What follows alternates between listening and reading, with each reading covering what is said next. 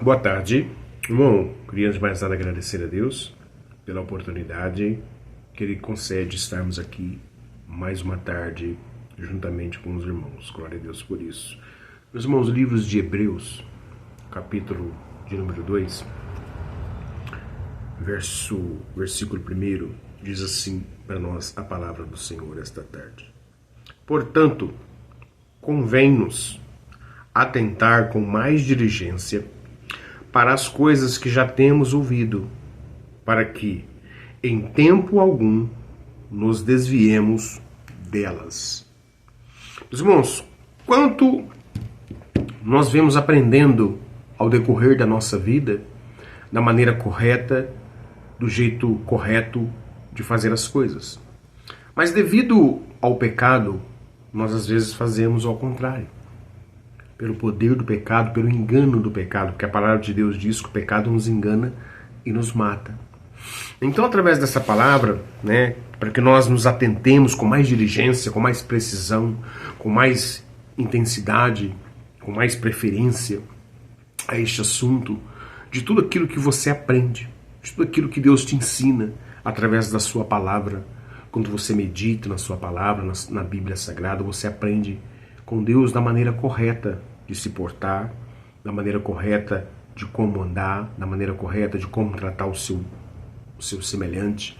Então você aprende tudo ali. A Bíblia é um manual para que nós tenhamos uma vida em santidade, para que nós tenhamos uma vida em obediência ao nosso Senhor Jesus.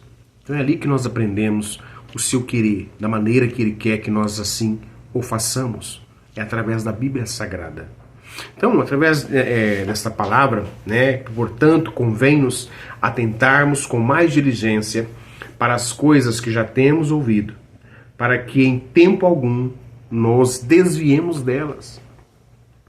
Então, meu irmão, por vivermos em um mundo caído, onde o poder das trevas é real, nós sabemos que ele é real no nosso meio, e vem tentando tirar cada vez mais pessoas diante da presença de Deus, pelo poder do pecado, pelo engano do pecado, e vem conseguindo, meus irmãos.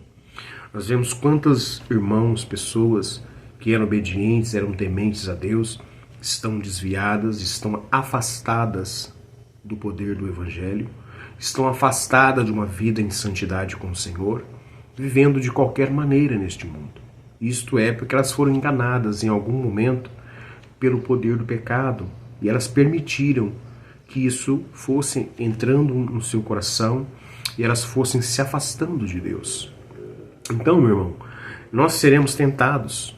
Não se iluda pensando que porque você ter sido salvo, você não será tentado. Porque nós vamos ser tentados em todo o tempo. Nós podemos observar que mesmo Jesus sofreu tentações em sua permanência na terra. Ele foi tentado quando ele esteve aqui nesta baixa terra. Então, quando nós observamos, nós entendemos que Jesus ele foi tentado.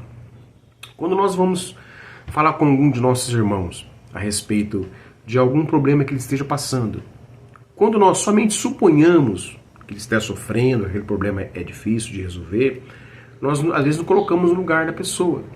Mas a partir do momento em que você já passou por aquela situação, que você esteve já naquele fundo do poço, você pode falar com mais prioridade para aquela pessoa, de como Jesus te resgatou, de passo a passo que ela pode alcançar para ir saindo dali, porque você já esteve ali, você passou por aquilo, você viveu aquilo. Então, quando a Bíblia diz que Jesus ele foi tentado, ele, em sua forma humana, quando ele passou aqui foi tentado em sua permanência aqui na terra, ele sabe de como nós vamos reagir. Porque ele esteve já no nosso lugar, ele passou por isso, ele entende melhor do que ninguém o poder do pecado sobre o ser humano. Então nós vemos, quando Jesus superou a tentação de Satã, dado que o próprio Jesus foi tentado e ele pede ajuda, quando nós somos tentados, nós devemos pedir ajuda no nome de Jesus. Porque a palavra de Deus, ela diz para que nós não enfrentamos o pecado. Ela diz para que nós fujamos do pecado. Ele está aqui, você desvia. Eu sei que é difícil, mas, meu irmão, a partir do momento a que você aprender, como diz a palavra, que tudo aquilo que você vem aprendendo através da palavra de Deus, você tem que agir com diligência quando você se deparar com o poder do pecado. Tudo aquilo que você aprendeu, você tem que guardar no seu coração. Por isso que a palavra de Deus diz que nós temos que guardar a palavra de Deus. Quando nós vamos aos cultos, eu não sei de que dia você vai ao culto, se você é evangélico, se você ouve, se você lê a Bíblia, eu não sei da sua vida. Mas a partir do momento que você está meditando, lendo a palavra de Deus, participando de culto, você está sendo colocado diante da verdade. De uma igreja séria, que prega o verdadeiro evangelho, você está sendo apresentado pela verdade de Cristo, através do seu evangelho, através da sua palavra. Então você vai aprendendo aquilo e você vai aprendendo a lidar diante das situações do pecado.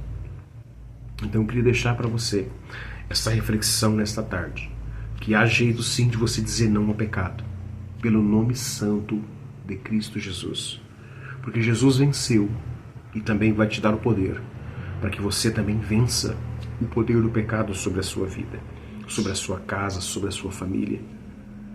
Mas clame a Ele, peça, porque Ele sabe que somos fracos. Ele conhece as nossas limitações melhor do que nós mesmos. Então pode ter a certeza, quando você for colocado diante de uma situação difícil, não tenha medo.